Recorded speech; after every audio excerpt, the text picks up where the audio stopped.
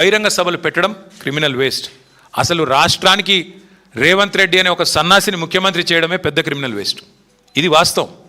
ఇవన్నీ పక్కకు పెట్టి వాళ్ళ రాహుల్ గాంధీ గారు ఏదేదో మాట్లాడుతున్నాడు. నేను అడుగుతా ఉన్న, ఇంజనీర్లను ఇన్సల్ట్ చేసే అధికారం నీకు ఎక్కడిది?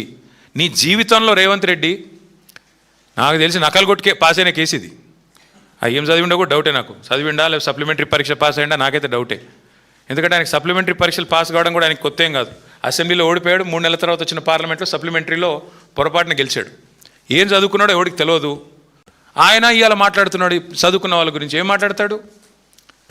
ఆయనకంట తెల్ల కాగితం మీద అంట పిల్లలకి రాయడం రాదంట. నేను అడుగుతున్న రేవంత్ రెడ్డి గారు, నువ్వు నింపగలుగుతావా నీ ఎలక్షన్ ఫారం అఫిడవిట్? నేను ఏ ఛాలెంజ్ కంటే ఆ ఛాలెంజ్కి నేను రెడీ. నీ ఎలక్షన్ అఫిడవిట్ నింపరా అయ్యా, నువ్వు చూస్తాను నీకేం చదవచ్చో ఏమొచ్చో నేను కూడా చూస్తాను. పెద్ద మాటలు మాట్లాడుతున్నాడు. జీవితంలో ఒక పోటీ పరీక్ష రాసినావా? ఒక్క పోటీ పరీక్ష ఏదన్నా కాంపిటేటివ్ ఎగ్జామ్ పొరపాటున ఎప్పుడన్నా జీవితంలో ఒక ఇంటర్వ్యూకి అటెండ్ అయినావా? ఏం తెలుసు నీకు పిల్లల గురించి? మేము కష్టపడి చదువుకున్నా. నేను కూడా జీమాట్ రాసిన, జిఆర్ఈ రాసిన, జవహర్లాల్ నెహ్రూ యూనివర్సిటీ ఎంట్రన్స్ రాసిన, ఆల్ ఇండియా ఎంట్రన్స్లో సీటు సంపాదించి పూనాలో పోయి చదువుకున్నా, అమెరికాలో పోయి చదువుకున్నా. ఎంతసేపు ఏడుపులు తప్ప వేరే వాళ్ళ మీద. ఒక్క ఇంటర్వ్యూ అటెండ్ అయిన ముఖమా నీది? ఒక పోటీ పరీక్ష రాసిన ముఖమా? పోనీ ఒక అప్లికేషన్ రాసే తెలివి ఉందా? నకలు కొట్టి పాస్ అయినోడివి, గోడల మీద సున్నలు వేసుకుని బతికినోడివి. నీకే ఇంత ఉంటే మరి పిల్లలకి ఎంత ఉండాలా? ఇవాళ ఎవరయ్యా కట్టేది? ఇవాళ ముఖ్యమంత్రి గారు రైమని తిరుగుతున్న ఫ్లైఓవర్లు కట్టింది ఎవరు? ఇంజనీర్లు కాదా? హైదరాబాద్లో 42 ఫ్లైఓవర్లు కట్టింది ఎవరు? ముఖ్యమంత్రి కూర్చుంటున్న సచివాలయ భవనం కట్టింది ఎవరు? తెలంగాణ ఇంజనీర్లు కాదా? ఇవాళ మీరు కదా ఇప్పుడు ఈ నిమిషం మనం మాట్లాడుతున్న ఈ నిమిషంలో ఎల్లంపల్లి నుంచి పైకి రివర్స్ పంపింగ్ ద్వారా ఇవాళ నీళ్లు లిఫ్ట్ చేస్తూ ఉన్నాం ఎస్ఆర్ఎస్పికి. ఎవరు చేసింది? అది ఇంజనీర్లు కాదా? ఏం మాట్లాడుతున్నాడు ముఖ్యమంత్రి? మీ వెనకాలే ఉంది ఇక్కడ మీరు కూర్చునే కమాండ్ కంట్రోల్ సెంటర్ కట్టింది ఇంజనీర్లు కాదా? అందుకే నేను అంటున్నా, ఈ మూర్ఖపు మాటలు ఎన్ని కట్టిన ఇంజనీర్లకి నాకు రేవంత్ రెడ్డి గారికి నేను చెప్పేది ఒకటే, ఈ ఇంజనీరింగ్ విద్యార్థులకు కట్టడాలు తెలుసు, మీకు సమాధి కట్టడం కూడా తెలుసు. మీ పార్టీకి, మీ అంటే ఆయనకి కాదు, మళ్ళీ మీరు వేరే అనుకున్నారు, మీ పార్టీకి సమాధి కట్టడం కూడా ఆ పిల్లలే తప్పకుండా చేసి చూపెడతారు. నేను ఇవాళ గడ్డం వేణు తరపున, ఇవాళ రాష్ట్రంలో నిరుద్యోగుల తరపున స్పష్టంగా రాహుల్ గాంధీని రేవంత్ రెడ్డిని అడుగుతా ఉన్నా, సమాధానం చెప్పు. 2 లక్షల ఉద్యోగాలు ఎప్పుడు ఇస్తావు? ఎలా ఇస్తావు? నీ జాబ్ క్యాలెండర్ ఎక్కడ సచ్చింది? రాహుల్ గాంధీ ఎక్కడ ఉన్నాడు? ఎందుకు ఉలకరు పలకరు ఈ తెలంగాణ యువత అడుగుతున్నారు. సమాధానం చెప్పండి. మిమ్మల్ని వదిలిపెట్టాం. డ్రామాలతో ఇంకా ఎన్ని రోజులు ఏమార్చలేరని చెప్పి మరొకసారి విజ్ఞప్తి చేస్తూ, అసెంబ్లీ సమావేశాలు కూడా పెడతారని చెప్తున్నారు తొందరలో. తప్పకుండా అందులో మా వైపు నుంచి ఒకటే ఎజెండా పెట్టుకుంటాం. అసెంబ్లీ సమావేశాలు పెట్టవలసిందే, 15 రోజులు నడపాల్సిందే. ఆ 15 రోజుల్లో తప్పకుండా తెలంగాణ యువత ముఖ్యంగా ఏదైతే ఇవాళ ప్రశ్నిస్తున్నదో 2 లక్షల ఉద్యోగాల గురించి, తప్పకుండా దాని ఒక ప్రధాన అంశంగా, ప్రధాన ప్రతిపక్షంగా మేము పట్టుబడతాం, ప్రభుత్వాన్ని నిలదీస్తామని చెప్పి కూడా యువతకి విజ్ఞప్తి చేస్తూ, దయచేసి ఎవరు కూడా తనువు చాలించవద్దని, దయచేసి ఎవరు కూడా ఆత్మస్థైర్యాన్ని కోల్పోవద్దని మళ్ళొకసారి ప్రార్థిస్తూ మీ అందరికీ ధన్యవాదాలు.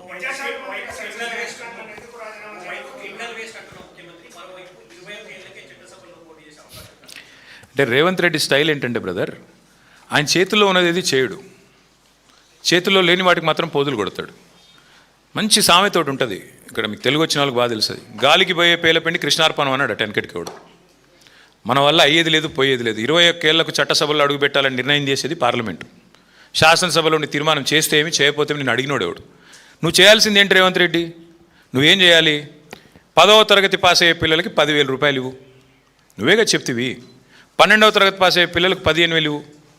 డిగ్రీ పాస్ అయిన పిల్లలకి 1,00,000 రూపాయలు ఇవ్వు. పీజీ పాస్ అయిన పిల్లలకి చెప్తివి కదా 5 లక్షలు ఏదో, అవి ఇవ్వు. స్కూటీలు ఇవ్వు. పిల్లలకి నిరుద్యోగ భృతి ఇవ్వు 4,000. యూత్ డిక్లరేషన్లో, విద్యార్థి డిక్లరేషన్లో నువ్వేదైతే జెన్ జీ అంటున్నావో ఆ జెన్ జీకి నువ్వు ఇచ్చిన హామీలు నిలబెట్టుకు. ముందు నీ చేతిలో ఉన్నది ఇవ్వవు. ఇప్పుడు ఇట్లాగే బీసీ రిజర్వేషన్ విషయంలో కూడా ఇట్లే మోసం చేసినాడు. రిజర్వేషన్లు అని చెప్పి ఇక్కడ తీర్మానం పాస్ చేస్తాడు, ఢిల్లీకి పంపుతాడు, మోడీ ఆపాడు అంటాడు. మరి బీసీలకు 1,00,000 కోట్లు నువ్వే ఇవ్వాలి కదా, నువ్వు ఇచ్చిన హామీనే కదా, అదెందుకు ఇవ్వవు? పోనీ బీసీలకు 42% వాటా ఇస్తాను ప్రభుత్వ కాంట్రాక్ట్లలో, అవెందుకు ఇవ్వవు? నువ్వు ముందు నీ చేతుల్లో ఉన్నవి, నీ చెప్పు చేతుల్లో ఉన్నవి, నీ ప్రభుత్వ ఆధీనంలో ఉన్నవి వాటిని నెరవేర్చు. పిల్లలకు కూడా నేను అనేది, ముఖ్యమంత్రి గారు నీ తీర్మానం నాలుక గీకేసి పారేసుకోవడం కూడా పనికిరాదు. నీకు తెలుసు, నాకు తెలుసు. అది నువ్వు ఇవ్వాల్సింది, నువ్వు చేయాల్సిన పని ఏంటి? పిల్లలకి నువ్వు ఇచ్చిన వాగ్దానాలు 2 లక్షల ఉద్యోగాలు ఇవ్వు. పిల్లలకి నువ్వు చెప్పిన విద్యా భరోసా కార్డు ఇవ్వు. గురుకుల పాఠశాలల్లో 150 మంది పిల్లలు చచ్చిపోయారు ఇప్పటికీ. వాటిని పట్టించుకో. విద్యా హక్కు చట్టాన్ని తుంగలో దొట్టే విధంగా మాట్లాడుతున్నావు.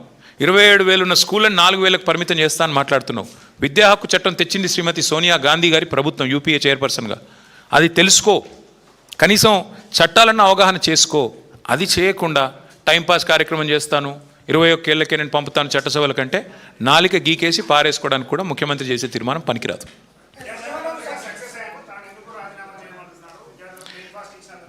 సక్సెస్ అంటే 150 మంది పిల్లల్ని గురుకులాల్లో చంపడం సక్సెస్ అంటే మేబీ రేవంత్ రెడ్డి గారి కొలమానం అది కావచ్చు. లేదా ఎండ్రిని తాగి చావండి అని చెప్పడం కొలమానం కావచ్చు తెలంగాణ యువతకి. లేదా 2 లక్షల ఉద్యోగాలని చెప్పి మోసం చేయడమే కొలమానం కావచ్చు. ఏ రకంగా సక్సెస్ అయ్యాడు, దేనిలో సక్సెస్ అయ్యాడు ఆయన, ఏ విషయంలో సక్సెస్ అయ్యాడు మీరు చెప్పండి, నాకు నేను కూడా విని నేర్చుకుంటా. ఎందులో సక్సెస్ అయ్యాడు?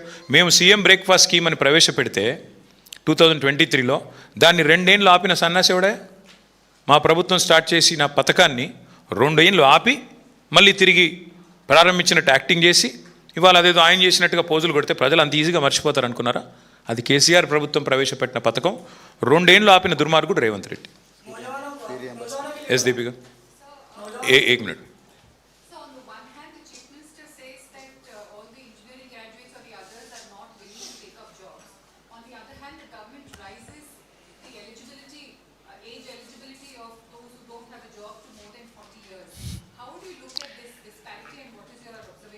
No, I'll tell you 2 things, ma'am.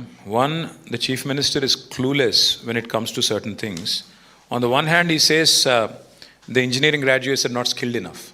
But the fact of the matter is, in Telangana, according to government's admission, not mine, both in a governor's address and also even in the budget speech of the government, they have made it very clear that the number of technology jobs have come down.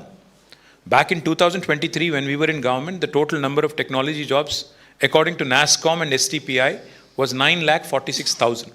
It has come down by 7,000. It is now 9,39,000. First, the government needs to answer the question on how and why the tech jobs are coming down in Telangana. What is the reason for that? Is it because the engineers are not skilled enough, like the Chief Minister is saying? Or is it because the Education Ministry has failed? Or is it because employment opportunities are drying up? Or is it because of artificial intelligence? What is the cause? Firstly, they need to address it, number 1. Number 2, in fact, this government, this party, Congress, had promised to the youth of Telangana that they will waive off all examination fees. उन्होंने कहा था कि हर examination fees को माफ कर देंगे. जो 200 रुपया था उसको आज बढ़ा के 1,000 करे. That has been enhanced. The examination fees, not even examination, the application fees has been enhanced from 200 rupees to 1,000 rupees. So the government also needs to answer on this hypocrisy of theirs. And thirdly and most importantly, మీరు నేను అందరికి కూడా మనకు అర్థమైంది ఏంటంటే, వాళ్ళ అసమర్థతని కప్పిపుచ్చుకోవడానికి, వాళ్ళ ఫెయిల్యూర్స్ని కప్పిపుచ్చుకోవడానికి ముఖ్యమంత్రి గారికి ఒక అలవాటుగా పరిపాటిగా మారింది. ఎప్పటికప్పుడు ఏదో ఒకటి వాగడం, దాన్ని సెంట్రల్ స్టేజ్కి తీసుకెళ్లడం, పెట్టడం, దాని చుట్టూ అందరూ పరిభ్రమించే విధంగా 4 రోజులు టైంపాస్ చేయడం. ఇప్పుడు 21 ఏళ్ళకే అని చెప్పి ఇది కొత్త డ్రామా కూడా. అందుకే ఆయన చేతిలో ఏమీ లేదు, ఆయనకు తెలుసు అది. కానీ ఆయన చేతిలో ఉన్నవి చేయడు, లేని వాటికి మాత్రం ఈ రకంగా నాటకాలు ఆడుతూ ఉంటాడు. కాబట్టి that's the unfortunate current state of affairs.